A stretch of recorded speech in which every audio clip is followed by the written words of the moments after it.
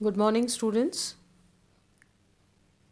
Biogeography के students के लिए आज हम डेफिनेशंस पे वापस बात करेंगे, परिभाषाओं पे बात करेंगे वापस। कुछ इंग्लिश मीडियम के स्टूडेंट्स भी हैं, तो आज हम उन परिभाषाओं को, उन डेफिनेशंस को इंग्लिश में भी देख लेते हैं और हिंदी में भी आपको उसको एक्सप्लेन कर देंगे। तो सबसे पहले हम बात करेंगे आज HR मिल की परिभाषा की। देखिए, जब हमने पहले भी जैव भूगोल की परिभाषाओं के बारे में पढ़ा था तो हमने आपको ये बताया था कि जब इस विषय का बॉटनी ज़ूलॉजी से अलग होकर अध्ययन शुरू हुआ जैव भूगोल के रूप में, बायोजोग्राफी के रूप में, तो इसकी पहले जो शुरुआत की परिभाषाएं थी वो सिंगल डायमेंशन थी। मतलब उसमें जो इसका उद्देश्य था वो बहुत सीमित था। उसके बाद जैसे जैसे विषय का विकास हुआ, ये परिभाषाएं 2 डायमेंशनल हुई, देन 3 डायमेंशनल हुई, और वर्तमान समय में हम बात करते हैं तो ये मल्टी डायमेंशनल परिभाषाएं इसका विषय क्षेत्र हो गया है।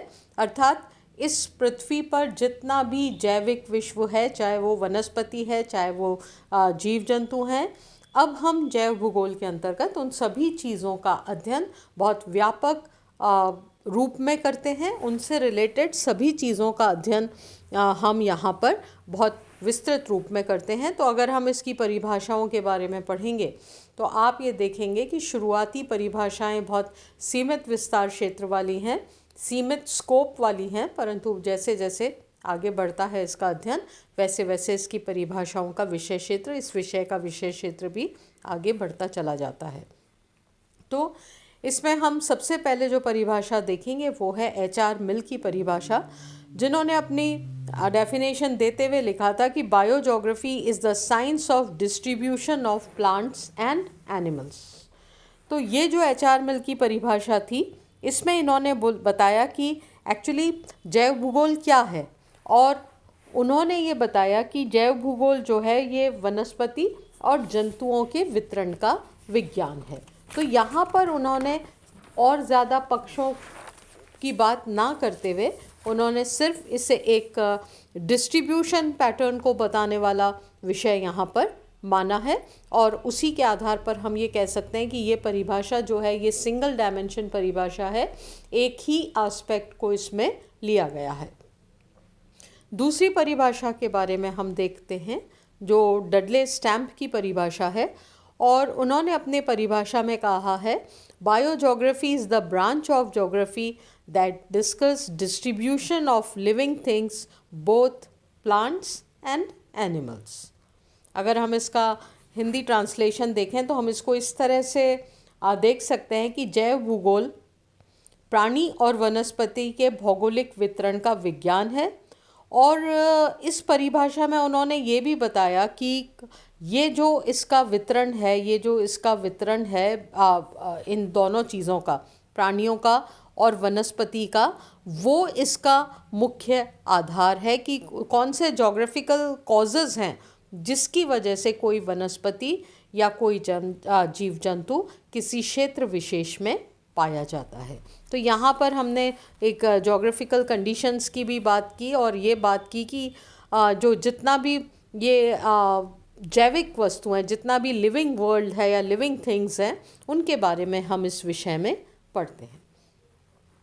अगली परिभाषा की हम बात करते हैं, FJ मोंकहाउस की परिभाषा है, और इन्होंने अपने परिभाषा में कहा है कि biogeography is the study of geography, study of geographical aspects of plant and animal life in terms of their regional distribution।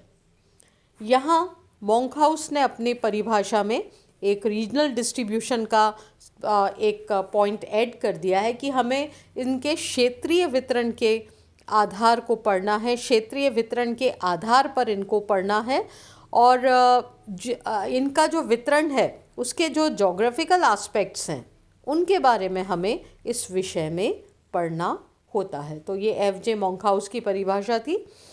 उसके बाद हम बात करेंगे J स्मिथ की परिभाषा की, और J स्मिथ ने अपनी परिभाषा में कहा है biogeography is the study of flora and fauna on the basis of scientific pattern. तो यहाँ पर स्मिथ जो बात कहना चाह रहे हैं उसका आधार ये है कि जैव भूगोल के अंतर्गत हम वैज्ञानिक आधार पर जीवों और वनस्पति के वितरण का अध्ययन करते हैं। तो अगर बेसिकली देखा जाए तो स्मिथ ने भी अपनी परिभाषा में जो बायोजोग्राफी का जो बेस माना है, जो आधार माना है, वो इस वितरण के विज्ञान को ही माना है। मतलब हमारा यहाँ पर जो मेन उद्देश्य आ रहा है इस विषय को पढ़ने का, वो जो फ्लोरा एंड फ्योना है, जो हमारी पृथ्वी पर जितने भी प्रकार के जीव या जैविक विश्व है उसके बारे में हमें यहाँ पर पढ़ना है। उसमें छोटे से छोटा जीव, बड़े से बड़ा जीव, छोटे से छोटी वनस्पति और बड़ी से बड़ी वनस्पति, मतलब जितनी भी यहाँ पे लिविंग थिंग्स हैं उन लिविंग थिंग्स को हमें पढ़ना है, उनके वितरण को पढ़ना है। और ये वितरण का आधार क्या है पढ़ने का, हमें इसको एक साइंटिफिक आधार के रूप में पढ़ना है। उसके बाद हम बात करेंगे शेल्डन की परिभाषा की। शेल्डन ने अपनी परिभाषा में कहा है, biogeography relates flora and fauna with their past and present. ये यहाँ पर इस परिभाषा में शेल्डन ने एक नया एस्पेक्ट जोड़ा है।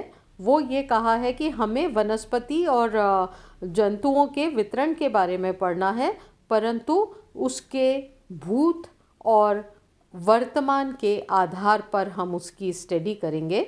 इसका आशय क्या है कि जैविक विश्व का जो वर्तमान स्वरूप है उसका भूतकाल का आधार क्या है और उसका भविष्य क्या होगा, ये सारी चीज़ें हमें पढ़नी है। मतलब हम एक प्रेजेंट स्टडी ना कर उसके इतिहास के बारे में भी पढ़ें, और इतिहास के बारे में पढ़ने से हमें ये जानकारी होगी कि ये वनस्पति या ये जीव जंतु किसी क्षेत्र में है तो उसके पीछे कौन से कारण है, या अगर इनका स्थान बदला है, इनका क्षेत्र सीमित हुआ है, या इनके रूप में परिवर्तन आया है, इनका जो टेक्सोनॉमिक क्लासिफिकेशन है उसमें कुछ बदलाव आया है, शारीरिक संरचना में बदलाव आया है, तो उसके लिए कौन से फैक्टर्स रिस्पॉन्सिबल हैं, इसके बारे में हमें कब पता लगेगा, जब हम उसके भूतकाल का अध्ययन करेंगे। और हमें इस प्रकार के बहुत सारे